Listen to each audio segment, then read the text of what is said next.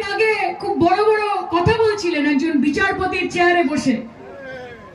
এখন বুঝতে পারছি যে যতগুলো রায় ওই চেয়ারটাতে বসে দিয়েছেন তার আগে গোমূত্র দিয়ে মুখটাকে গার্গেল করে নিতেন, গার্গেল করে দিয়ে তারপর একটা একটা করে বাণী দিতেন, বিচারের বাণী। এবং তার জন্যই আজকে বিচারের বাণী নীরবে নিভৃতে কাঁদছে। ধিক্কার আছে।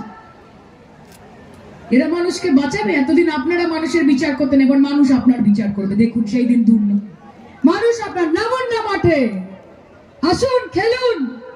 তৃণমূল কংগ্রেসের ভয় পাওয়ার দরকার নেই, কারণ আমরা 365 দিন মাঠেই থাকি, এই মাঠেতেই খেলা হবে। নামুন।